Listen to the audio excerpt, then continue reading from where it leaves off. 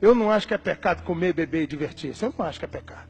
Sabe o que eu acho que é pecado? Eu vou te dizer o que eu acho que é pecado. É pecado celebrar em dia de vergonha.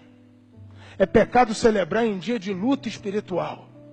É pecado celebrar num momento em que não era para eles fazerem churrasco, era para eles se vestirem com pano de saco e cinza e meter a cara no chão e falar: Deus, onde é que a gente estava com a cabeça? Sabe por que a igreja brasileira não aguentaria pressões? Porque a igreja brasileira inverteu os seus valores. Era para a gente estar pedindo perdão a Deus e a gente está celebrando todo final de semana. Era para a gente estar pedindo a Deus para renovar caráter. A gente criou um mercado e a gente está escravo dele. Vamos celebrar. É o tempo todo celebrando. No Brasil, vamos celebrar. Aí fizeram uma pesquisa recente que 70% dos integrantes do sistema prisional brasileiro vêm da igreja evangélica do Brasil. Vamos celebrar. Ou seja, estamos povoando a terra. Vamos celebrar. Pesquisaram recentemente, numa parada gay, fonte segura. Começaram a perguntar para os participantes da parada gay, qual a religião dos seus pais? Mais de 50% responderam o quê? Vamos celebrar, gente. A gente está povoando tudo quanto é parada. Vamos celebrar. A igreja brasileira é maravilhosa. Nós estamos na melhor fase de celebração. Nós só temos motivo para levantar a mão para cima e assar churrasco. Vamos celebrar, está tudo dominado. Vamos celebrar. Uma autora de novela esses dias foi confrontada por uma repórter não crente. Falou assim: a sua novela... Aquilo não é uma autora, aquilo é uma legião. A sua novela, ela tem um nome com alusão espírita, Salve Jorge. Você não tem preocupação com o mercado evangélico. 40% da população brasileira, que é uma fatia importante a se preocupar. Ela riu. Ela falou assim: o público evangélico é o meu público mais fiel. Vamos celebrar, gente. Vamos celebrar. Crente é noveleiro, viciado em Big Brother. Vamos celebrar.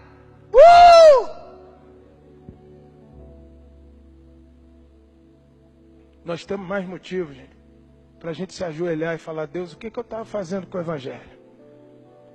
Que eu não percebi. Que eu estava completamente vendido, achando que eu era crente. Mas eu não aguentaria nenhuma pressão contra mim. O meu evangelho é frágil. O evangelho é fraco. Foi nessa conclusão que eu cheguei naquele avião, naquele dia. E eu só estou aqui cumprindo uma ordem que Deus me deu. Eu queria pregar esperança. Eu queria pregar outra coisa para você. Mas Deus está muito preocupado com você para deixar que eu faça qualquer outra micagem aqui que não seja essa palavra. Então eu queria que você fechasse os seus olhos agora. E eu vou te falar mais duas coisas finais para terminar. É só para terminar. Duas palavras finais. Rafael já vai vir aqui. Duas palavras finais. Só que eu queria que você ouvisse essas palavras com os olhos fechados. Já orando, já pedindo perdão a Deus, já se arrependendo.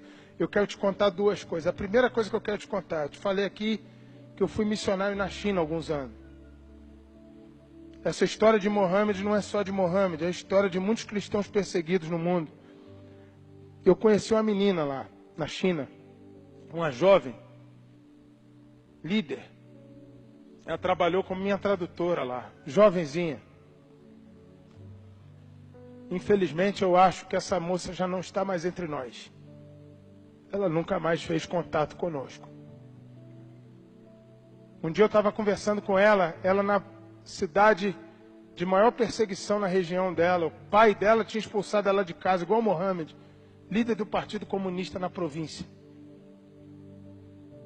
Aquela menina fugindo de uma casa para outra, de casa de amiga para casa de amiga, enfim.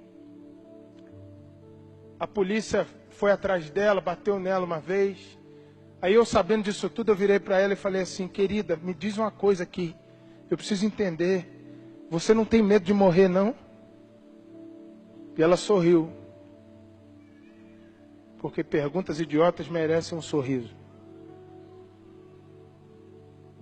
E ela me respondeu com uma frase, irmãos, que até hoje não me deixa dormir direito. Eu já acordei muitas noites suando por causa da frase dessa menina. Eu lembro dela falando, eu lembro da boca dela proferindo a palavra e sorrindo. Eu perguntei, você não tem medo de morrer, não? Ela falou, não, pastor, eu não tenho medo de morrer. Eu tenho medo de desobedecer o meu Deus.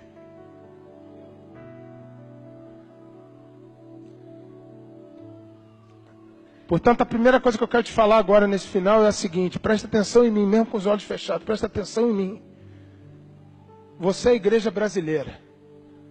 Então você não precisa ter medo de morrer. Pode ficar tranquilo que está tudo dominado. Agora eu estou falando sério. A igreja brasileira nesse momento é a igreja com o menor risco de perseguição religiosa no mundo. É mais fácil aflorar uma perseguição religiosa nos Estados Unidos da América do que aqui. Pode ficar tranquilo, não existe qualquer tendência para que isso aconteça. Você está livre disso. Pode haver um caso isolado ou outro, mas não será sistêmico aqui.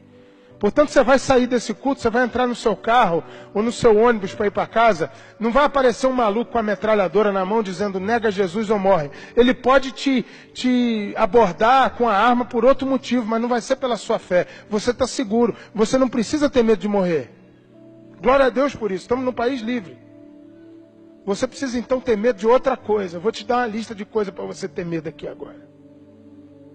Você tem que ter medo de desobedecer a Deus. Você tem que ter medo de ser irrelevante na sua geração.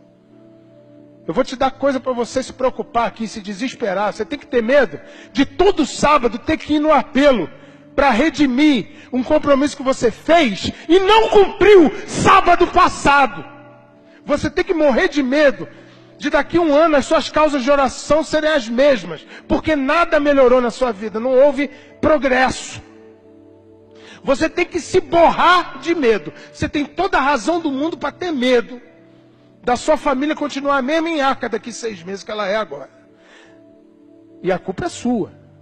Você tem todo o motivo do mundo para ter medo disso. Quer ver uma coisa legal para você ter medo? Eu vou te dizer uma coisa legal para você ter medo. Lá no seu trabalho, que você reclama, que está lá, reclama o tempo todo, fica dizendo para todo mundo lá dentro que está orando para sair de lá.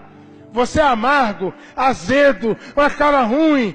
Quando uma pessoa lá no seu trabalho precisa de uma palavra legal, de um ânimo, de um encorajamento, ela não procura você, porque você é azedo, você é amargo. Ela procura um homossexual espírita que tem lá, que ele é muito melhor de vida do que você é. Tenha medo disso agora. Não precisa ter medo de morrer. Não precisa ter medo de viver como se Cristo não tivesse morrido. Ou tivesse morrido por nada.